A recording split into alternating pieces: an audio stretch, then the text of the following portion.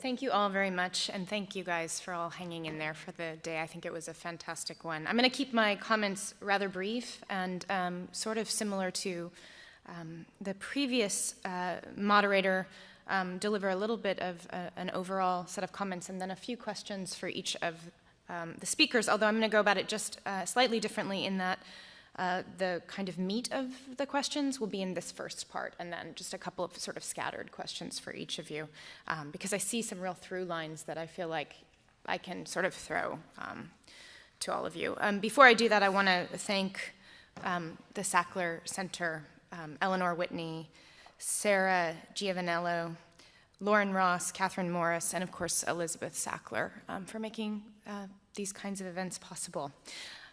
Before I get into my, as I say, my notes here, I wanted to start with something that that Zeta sort of ended with, which is I find it extremely important to always moor our conversations in kind of historical context. And so when we look at an image from the 1970s and then one that looks similar that was made in 2008, to remember that they may have formal affinities and similar content, but of course their operations are very different. So many of my remarks will be kind of in line with that. And that said, this story of Thomas looking up right after President Obama is elected and finding such overtly racist images is such an interesting and horrific truth, in the same way that I recently looked up, I was doing some work on utopian feminism or feminist utopia, and the first thing that comes up is this neoconservative blog about how women are trying to ruin the world. So it's not like a fantastic, the first link, the most clicked on link, isn't actually about feminist utopia as a kind of progressive or even potential thing, but instead is a kind of reactionary slant on it. So I think that this is important, especially as we've entered new kind of political terrain and have a new sort of optimism in the air, that we're also entering into deeply conservative territory, and we have to think about that, I think. That said, I thought it was interesting that this panel of papers seemed to take as its perhaps unspoken red thread anxiety around representation, or perhaps better said, a new anxiety about the very modes of critique that once worked, that were usually understood as deconstructive, say, in the 1970s, and around which there were kind of hopeful rhetorics. It was interesting how often words like fragmented, dispersed, abject, negative came up. There is a sort of fear, I think, underlining some of the topics that came up today, and I think it's interesting in that it points, I think, to a certain set of questions about what critical practices look like and how feminism can be thought. In point of fact, for me, it was interesting to think about just how feminism operated in these four papers, in that in some cases there were artists or cultural producers as case studies being taken as feminist. In other cases, it was the mode of address or the mode of theory that was being placed upon them that seemed to be being argued as feminist. It seems that this rise in a kind of plumbing of the negative, however, the debased, the invisible, and not necessarily in a dialectical sense, is holding out new promise, or at least a new kind of question about representation for everyone on the panel. But I do have to say that I wonder if there's a kind of privileging, or at least an interest in seeing through the ramifications of following through to the end a logic of kind of nihilism.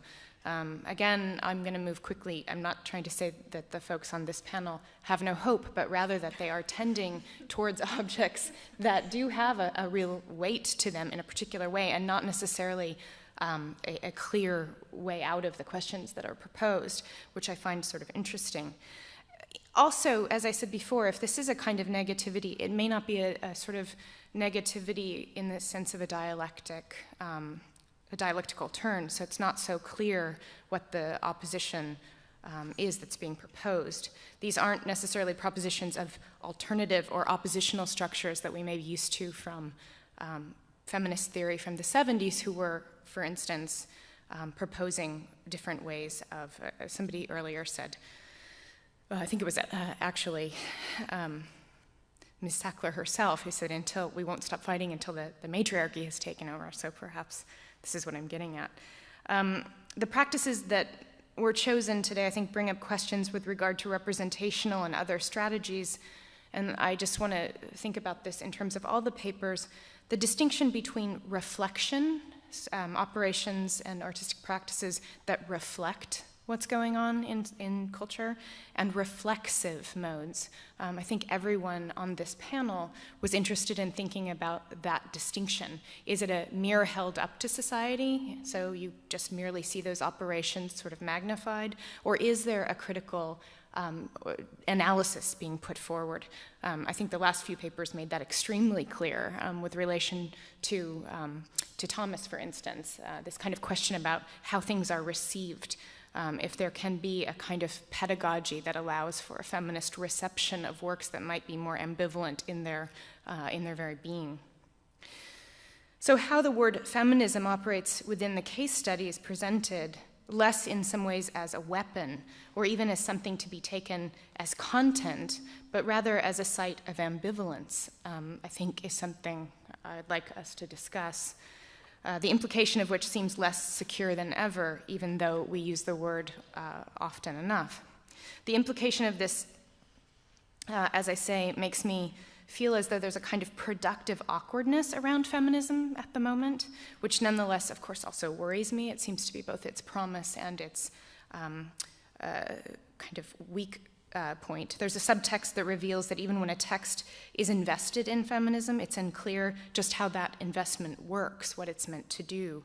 If the culture, as many of us have just been discussing, would largely claim feminism as being over, as having made its mark, done its political duty, how do we use the word? And I would just say that in those kinds of overdetermined statements, it's made all the more clear that feminism is actually something that makes people continuously uncomfortable. And I know that the word post has been brought up several times today. I just want to point out that post does not mean over, so much as it means that there's a kind of unclear line drawn in the sand between what would be a certain kind of mode, say with postmodernism, and what comes afterwards. It's arguable whether it's actually a breach or a break, or whether it's a certain kind of extension that takes those terms forward. Post-colonial certainly doesn't work in the same way that post-feminism does. And just another kind of interesting fact about the post, in the concise Oxford Dictionary, post-feminism appears, I think, very pointedly, but post-colonialism does not, which is something to think about, I think. What is also extremely interesting about the four papers, shared terrain, I think, is that this acknowledgement, through turns to overly conflicted terrains of representation instead of superficially celebratory ones, is that a feminist or a feminism riven with antinomies, which is to say conflicting claims, might be more true to histories of feminism and gives an active picture of an ever-evolving discussion for us today, whose terms will never be stable, and allows this to be a live conversation, one with a history, a present, and a future. I think it's interesting that Marxist theorists are allowed not to get along, but feminists are supposed to. So I actually think this kind of antinomy at the heart of discussions of feminism is a productive and positive thing. Like any and all complicated political and ideological praxes, feminism should be allowed to be fragmented, riven, and unstable. In other words, theoretical.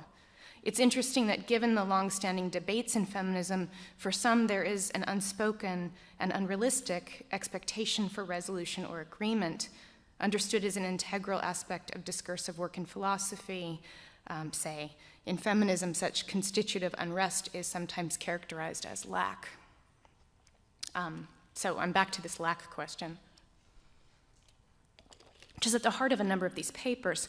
I want to remind you that the reason that painting, which has been proclaimed dead so many times, stays so alive is, at least according to someone like Yves Lambois, that mourning allows for something that was in the past to continue forward with a history and with new conditions.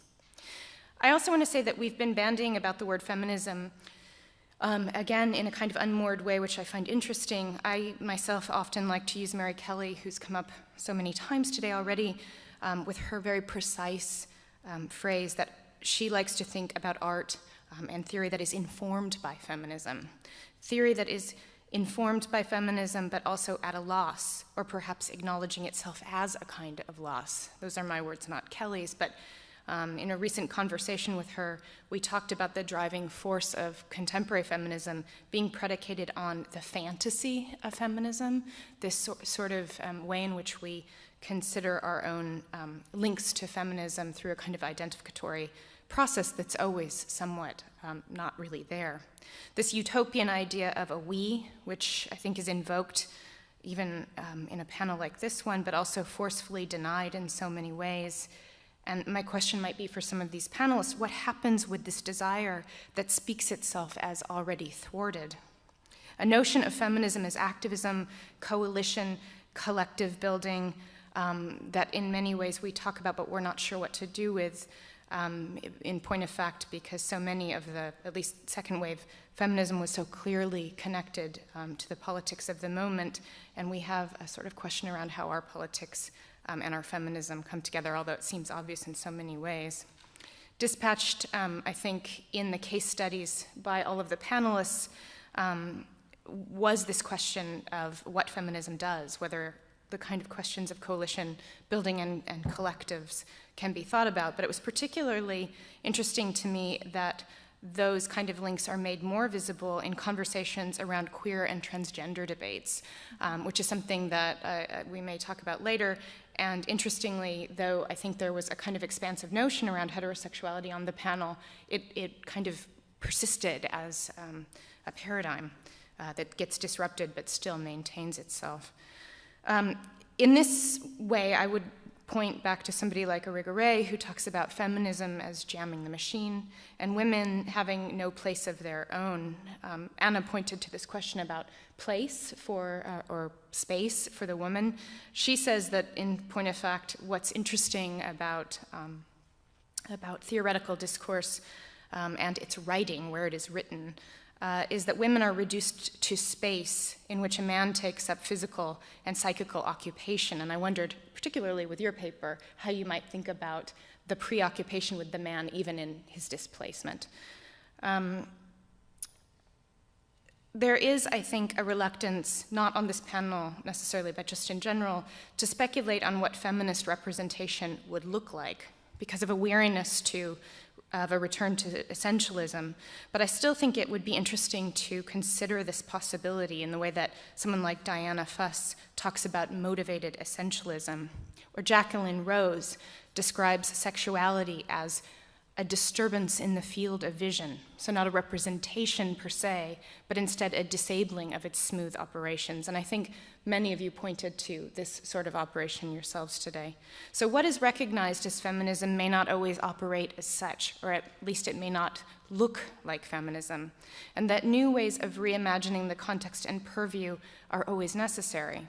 So in this way, of course, we usher in what could, unfortunately, be a total untangling of feminism, and it's impossible in that way to give it a kind of identity of its own. So I worry about going too far down that track and attributing a total lack of definition, a relativism, to how we think about feminism. On the other hand, if feminism is speculative, urgent dialogue in which class, race, education, and other kinds of ideas are brought in, we have to allow it to have a certain porosity.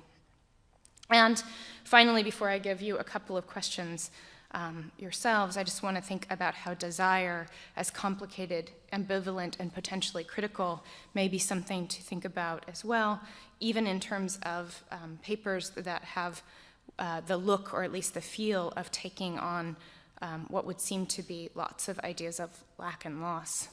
Again, this new conservatism in which I think we reside requires how we rethink the enactment of power, how it's produced, what it looks like, what Gramsci called a production of consent in certain kinds of work. And to get to something that I think Zeta was hinting at here, how pedagogy is such an important part of feminism. It's a handing off of ideas and a questioning if we want a feminist canon, or if feminism is the disrupting of the logic of canons altogether. To this end, I'm going to just turn quickly to Claire Grace, who's very succinct and interesting paper took up questions of visibility and empowerment, I think, very well. She points to Peggy Phelan's distinction between the marked and unmarked, and I think very nicely problematizes either having ultimate potency, and that both have their dangers. In this way, I thought, too, of Saidiya Hartman's refusal of visibility in her scenes of subjection, which, of course, I'm also thinking about Zeta here as well. But what is the politics of invisibility? This is just a kind of question. How do we think, and I think you began to ask this question, if we understand it as reiterating a kind of invisibility that's already there, how do we give it a kind of visibility counterintuitively? You pointed out that, interestingly, we live in a moment where myths of mastery, at least visual mastery, are at an extremely high level, even if for many of us deconstructive practices would seem to have done away with all of this. And so I'm wondering if the fragmented, never complete view that mimics surveillance taken up by Ackerman, does it reveal these operations or simply reflect them? Again, something that you started to talk about. And an important element that you mentioned, Claire, how does this affect art spectatorial operations differently, or how do they actually operate within the gallery differently than they might in another context? In addition, how might we think about Ackerman's insistence on her own place within this kind of field via unstable narrative? If you posit, as you do, that fiction itself can take on a kind of subversive operation, could you talk about how invisible protagonists as filmmakers or art makers, as a kind of feminist refusal, the gaze with no point of view, no comprehensibility, can still put forward a kind of tacit political thematization? I'm also, in terms of Patricia's paper, happy to see a complication of the pleasure and repression paradigm, one that we've, of course, thought about over the years a lot, but of course insisting on explicit representation historically must be made, I think, very complicated in terms of how it operated before and how it operates now. Indeed, even the assumption that all women share the common trait of a certain type of genitalia should be questioned, I think. Masturbation also is characterized as a very heteronormative thing, at least as it is put forward here, one in which pleasure-seeking and expansive production is put against a kind of ungenerous one that is, in terms of a kind of biological paradigm, conservative and heterosexual. Some have argued similarly in regard to homosexual sex. There's a kind of ungenerosity. I wanted to point to the Bad Girls exhibition from the early mid-1990s in terms of Emin, just to ask you if using the kind of recognizable and thus neutered modes of subversion as she doesn't in fact allow us not to think difference, but instead to access the very power structures by which she is trying to escape being repressed. She brings up, I think, in her work many points about the repressive structures, but also if one, and this is my big question for you and for Emin, if we think about Emin as a feminist, since she says she is one, and we don't like her very much, how do we think about our own position in terms of feminism? And again, there may be many people here who love her, but I know that there's a way in which there are kind of self-proclamations around feminism that may, in fact, make a kind of ambivalence within an audience, and that's a question for you. With Anna's paper, I really responded quite a lot to this idea of the parasitical, and I thought it was quite interesting. I'm almost done. I know that we have to hurry it along. The parasitical in relationship to patriarchy, but I kind of wondered along those lines if the parasitical is already patriarchal. So if we could talk about that a little bit. Why must this, I think, kind of interestingly queer model that you put forward rely on heterosexual operations and a kind of romantic rejection in the way that it does? Isn't there more in your case studies than just a rejection of the white heterosexual man, but more of a kind of rejection of the system, which I think you're pointing to? Even ressentiment in terms of kind of a Nietzschean philosophy has a certain heterosexuality to it as well. Here you point, interestingly, I think, to self-abasement and Wendy Brown's idea of the wounded attachment. Again, all of these kind of issues of loss and sort of sadness and ripping open. And you ask, how do feminists recover and get a place of one's own? And here again, I would point back to Irigaray in a certain way. Virginia Woolf. And Virginia Woolf. Here, I would ask about the fantasy of liberation that you're pointing us towards, but wondering if it's so liberatory after all. My question would be, if we agree that there must be some logic of feminism to other elements and objects, etc., is this the only relationship that can be imagined, even if it is reimagined as you do?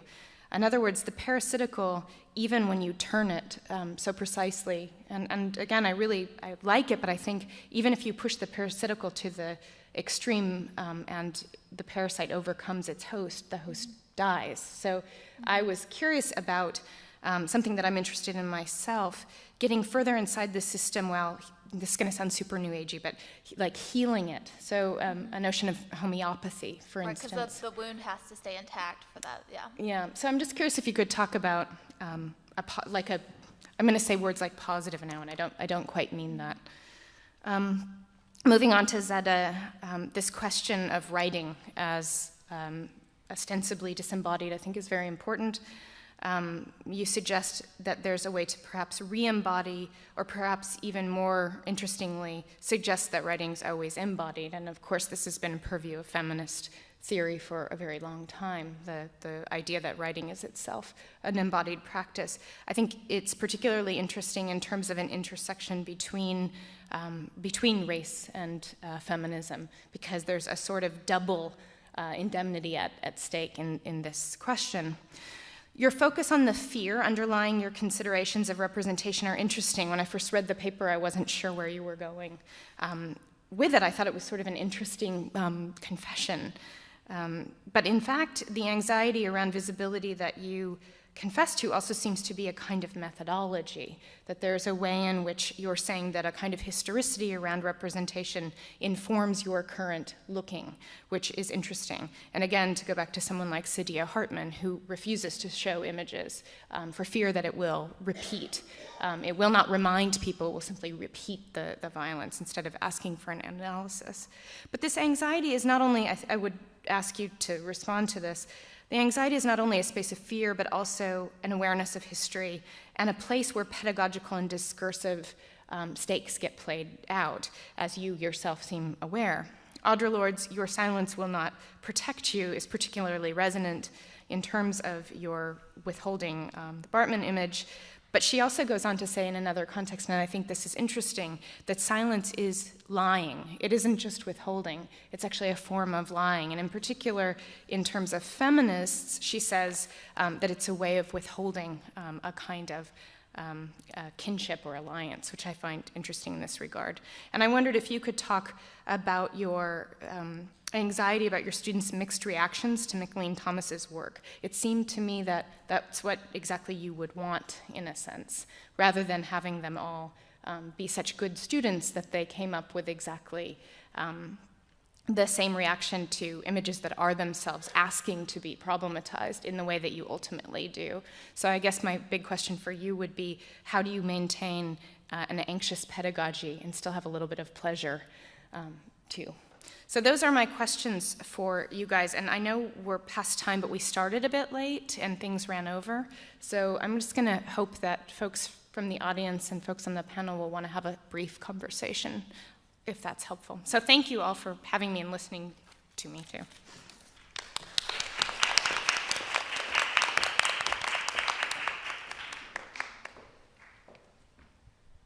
Does anyone on the panel wanna start? Looks like you do, Claire.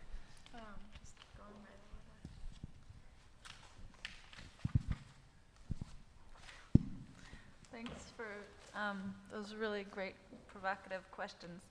Can you guys hear me? I can't tell if this is on. Okay.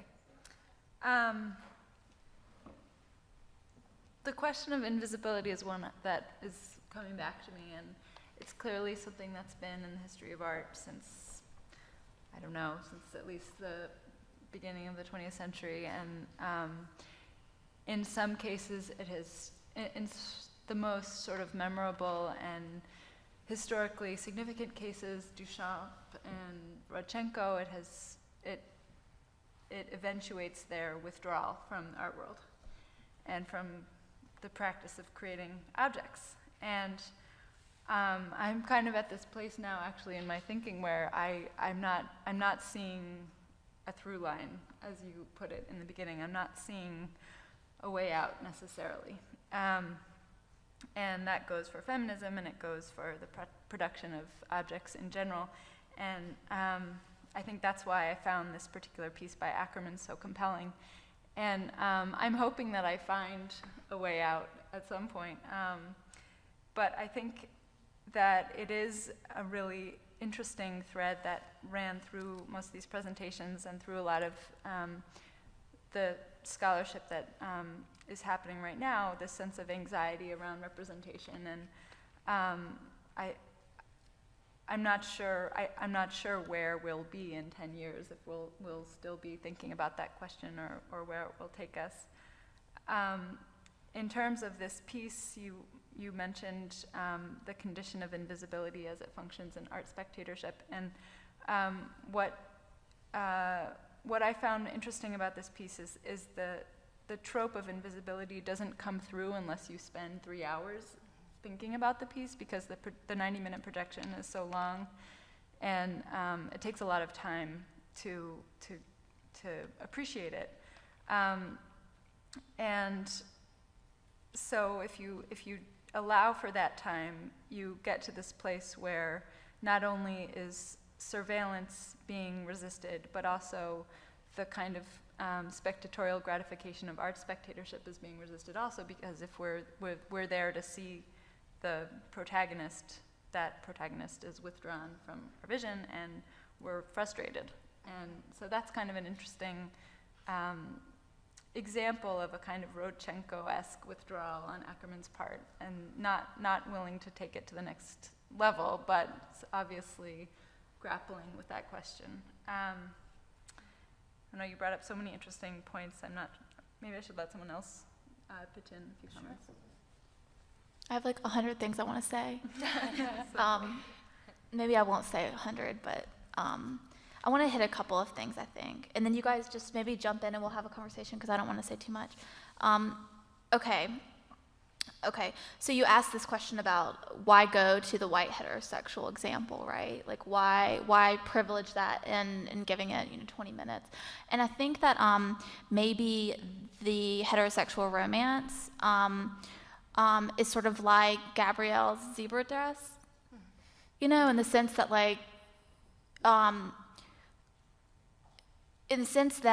I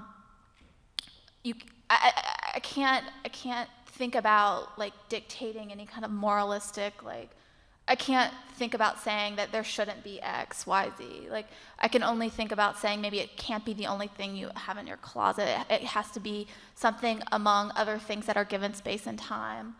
And I think that maybe this also gets to the negativity, the question of the negativity, because really what I was trying to get at is, and I think that this is what's so seductive about this figure of the parasite for me, and maybe for you, is the way in which the parasite shores up the sort of symbiosis and the possibility of thinking an ecosystem. And I think it can be, I think it's difficult to think about an ecosystem that is a kind of hetero ecosystem, right, where it's kind of two, kind of based on difference, but really queering the idea of a kind of symbiosis, or a kind of the way that we maybe have to start to think about the way that we can't escape completely, like I was talking about.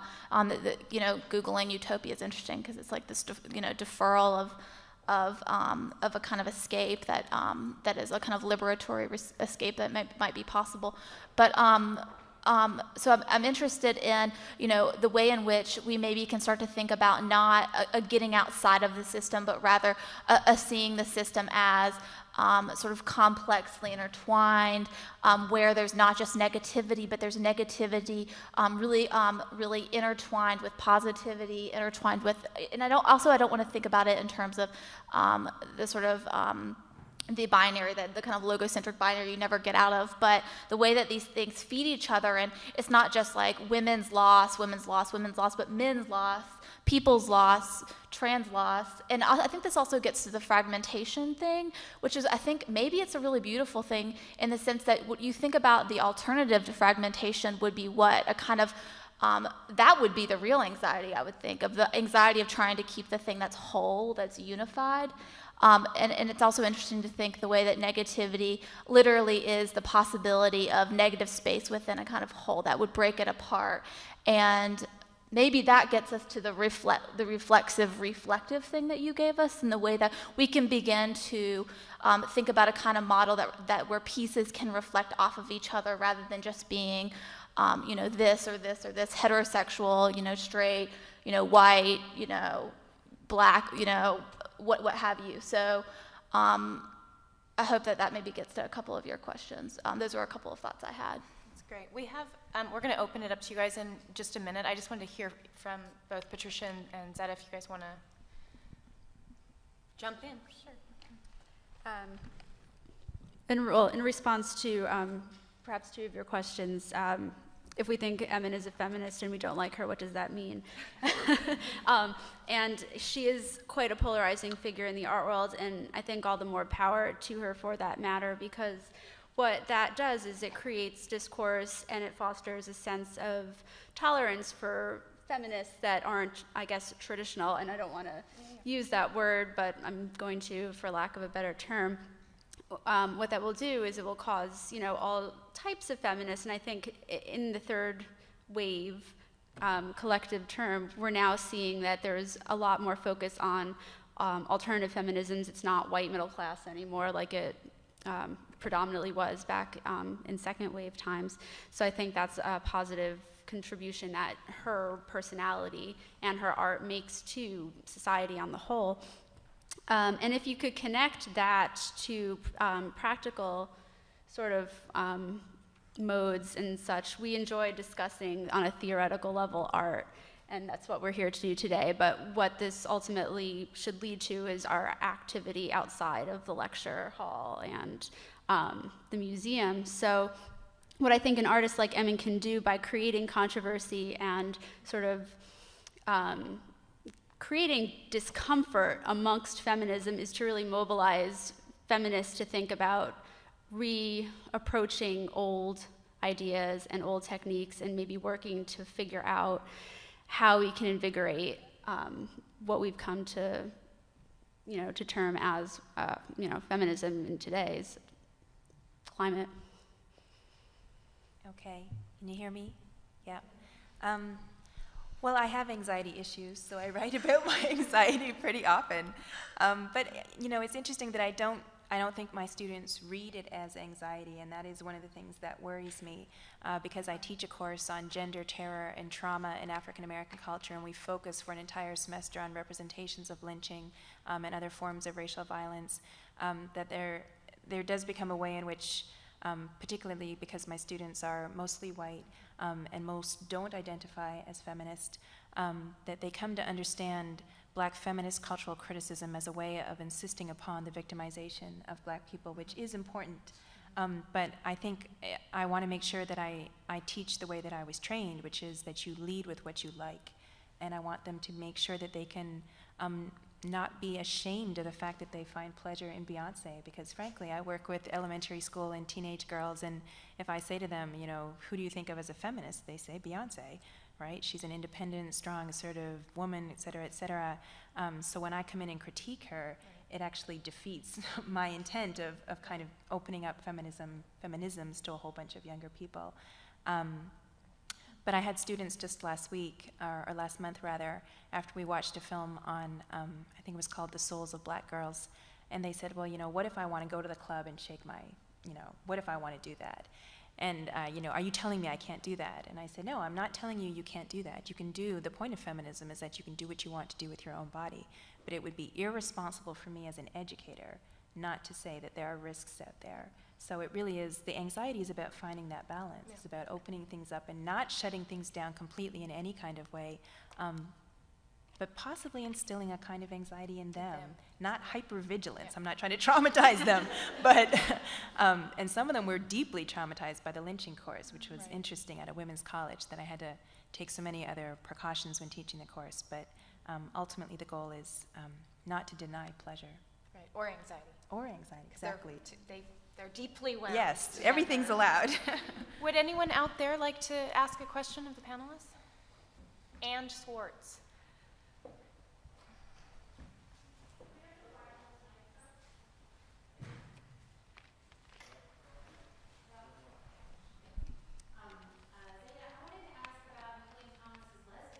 What do you... Yes. And gender play. Say it loud. I missed the last part of your question. So what would I say about her lesbianism? What do you think about her lesbianism and her gender play? And how it operates in her work? Especially the recent work. The recent work, okay. Mickalene Thomas and I were trying to connect so that I could interview her, and I sent her a long list of questions. And one of the questions was around sexual orientation, and then I removed it because I wasn't sure that it was appropriate for me to broach the topic. And I thought, well, if I do go to her studio and we start having a conversation and it becomes clear what my intentions are, perhaps then I can bring it up. But I do find it fascinating that she, in a sense, by centering the women, she doesn't even just marginalize men from her art, she excludes them altogether. And so it isn't appropriate or even accurate to assume that every consumer of her art is male identified, which is something I found that I was doing. And I had been teaching Laura Mulvey a couple of weeks ago in my film class, and that idea of objectification and to be looked at-ness, and isn't there a way of negotiating your consumption of an image? And I thought about Jacqueline Bobo and what she said about black women as a group being able to extract meaning from mainstream texts, even when those texts aren't meant to serve them or to please them. And so I think that Mickalene presents us with beauty and appeal and sexuality that is really quite open. There aren't any limits on it. And because she isn't explicitly saying, like the way that I looked at the picture and thought, that's for me, that speaks to a kind of openness in terms of construction, so that you don't, it was inaccurate or unfair for me, I think, to posit her images as being the same as what we see on BET or what we saw in the blaxploitation films, which again I assumed were for the pleasure of men, but they aren't only or exclusively. And I think she really empowers all kinds of consumers by making it as open as she does, and figuring herself as a desiring woman, as in the Afro goddess image as well.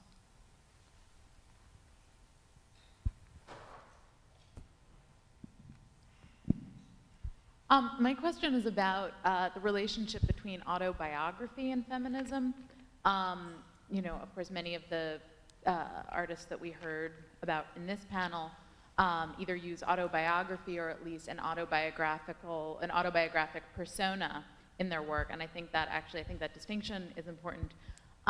So I guess autobiography and art informed by feminism, but then also autobiography and feminist discourse, because something that I've noticed throughout the day is that many of the panelists, presenters, have used, have drawn on personal experiences or anecdotes in framing their discussions, which I think is interesting, just as a rhetorical strategy. And I'm wondering, I don't know, does anyone have thoughts? Does that have something to do specifically with the topic that we're all here to think about?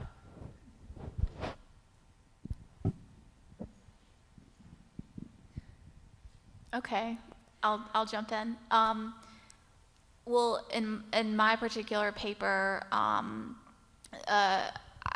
think I'd go to performance as a way to sort of deal with the reading, the sort of pitfalls of reading autobiography as authentic. And yeah, I definitely, and I'd love to hear what you have to say, Patricia, just in terms of the relationship between the autobiographical and the autoerotic, and in the way, and maybe I'll make this about you.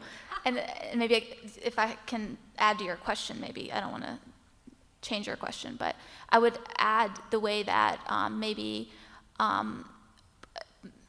there's something to be asked about pleasure in autobiography, and the way that masturbation kind of complicates all of these questions that we're already asking when we're trying to talk about self-pleasure and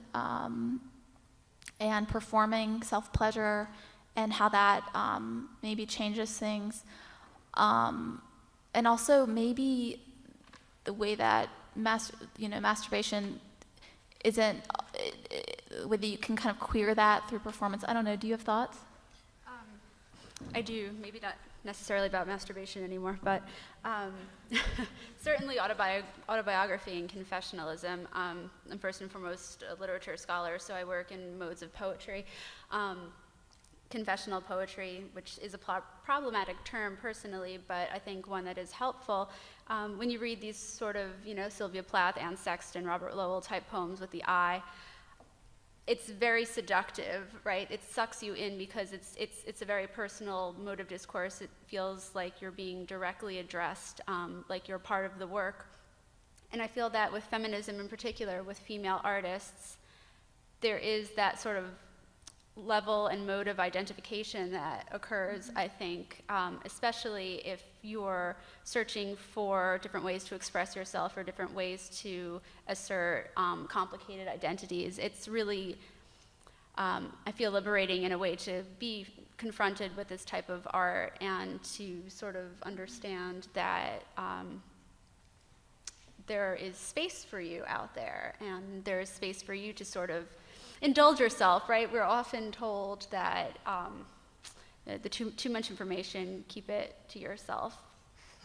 And I think that it's actually liberating, powerful to understand that using the I and being personal, confessing transgressions can be a political act, I think. But it's also interesting how that gets racialized, right? Like in your paper, the way that white women seem to be moving in a direction of like exposure in sort of performance practices, and then the way that you were kind of posing, I think, certain questions about anxieties about that. I think you were talking about with Gabrielle again, you were worried because there was so much exposure. Mm-hmm. Well, there's a way in which, if it is, as Johanna was saying, if it's not self-reflexive, then it's simply narcissistic, and that doesn't help anybody. And when you belong to a dominant group and you're dominating space, taking up I, talking about your experience, I think it's necessary to also reflect and say, who am I excluding by running my mouth so much? Whose voice is not being heard? Do we have time for one last question?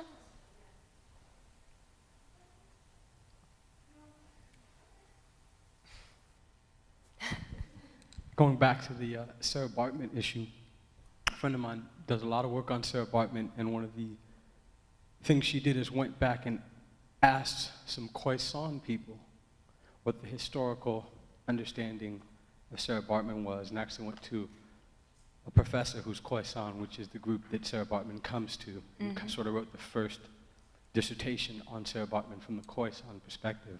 Wow, that's great. And from the Khoisan perspective, one of the things that they found is this same friend, who's actually my wife, she wrote an essay on Susan Lloyd Parks' understanding of Sarah Baartman. And one of the things, having studied the Khoisan understanding, one of the things that she came to find is that a lot of the African-American perception of Sarah Baartman reinscribed the same Western racism that was already there. In other words, things like her being a prostitute were not real at all. Things like her having signed a contract to go do this work in London was not real at all. Things like her having the extended labia were not real at all, because that particular group doesn't practice any of these things. So the thing that was interesting in hearing the discussion is that you had mentioned Sarah Baartman, but when it came back to the discussion of bodies, it came to African American women and kind of skipped all the other women of color who sort of, no matter what, kind of are left with whatever happens under the table after these presentations in America. In other words, it's very easy to present a leopard skin as or a zebra skin as an intellectual here who can then jump off the table and go back into being a professor, etc. But there's another woman who's bearing the brunt of that gaze somewhere else, without a PhD, without an education, and it's still that's reinscribing that for her in what's, quote, called the third world. And I just want you to speak to if that complexity is something that you're thinking about, because I fully understand your need to be very selective about that exposure, partially because we're referring to things that we haven't even studied completely yet. We're looking at Sarah Bartman, but we haven't even come to a complete understanding of what that episode was, or even gone back as black people to the black people who went through that experience and asked them what it meant to them. Yeah, well, I think there are different projects. I don't think Susan Laurie Parks was trying to represent historical truth. I think she was actually toying with and complicating that idea, that there is no way really to go back and ascertain absolutely for certain what happens, because we would have to have had Sarah Bartman speaking in her own voice. And I would just say that having a PhD doesn't protect me from anything. It is certainly a privilege, and I have access to certain spaces, but I mean, we could have a whole panel on what it's like to be a black woman in the academy. There was just a conference last month on what that's like.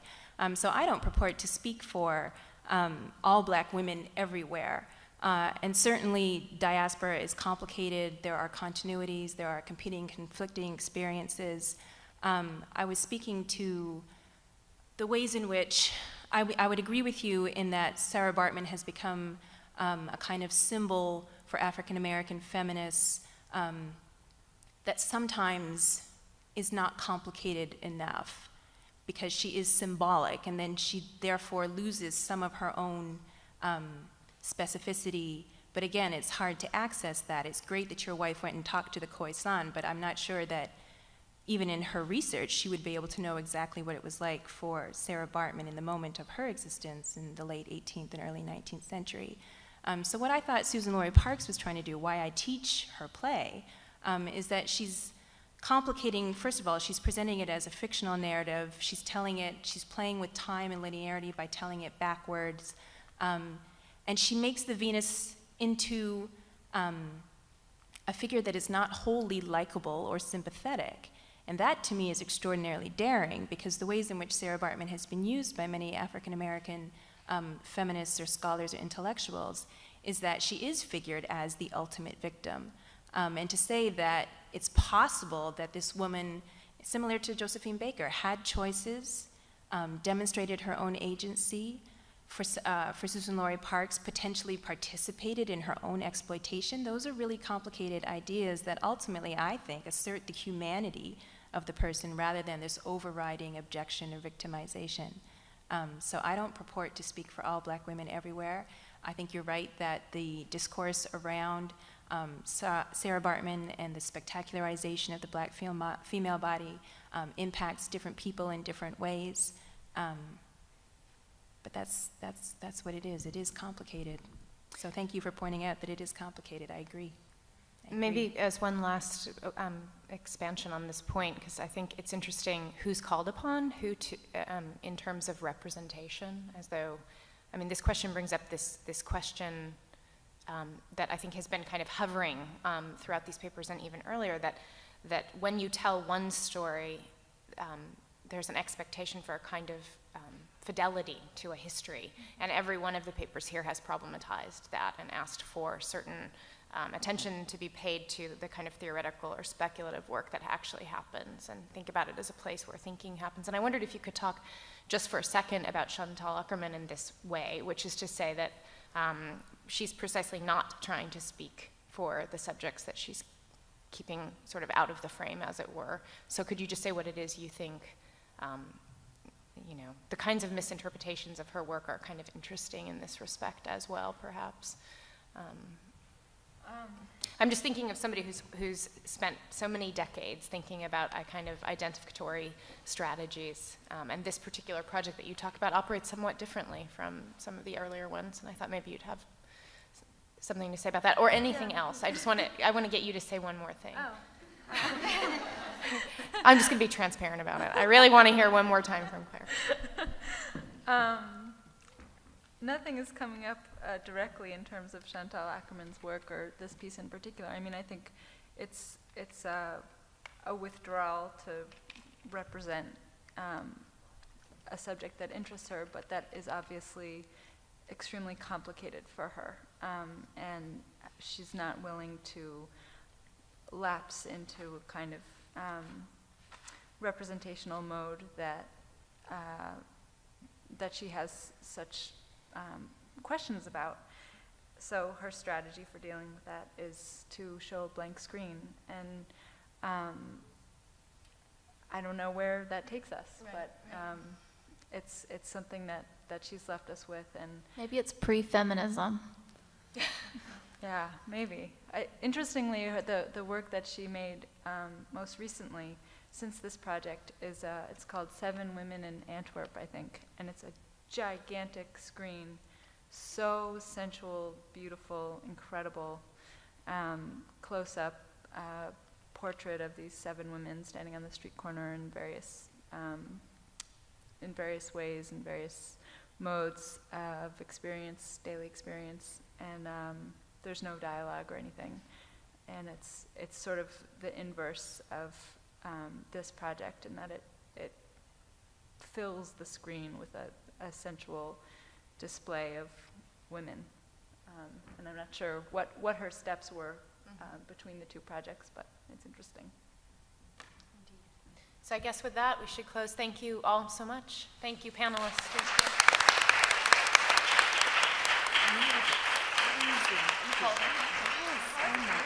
I also just wanted to thank everyone who presented today and to all of you who came. The museum remains open until 6 o'clock, so please, it doesn't give you a lot of time, but please stay and enjoy the rest of the day. Thanks.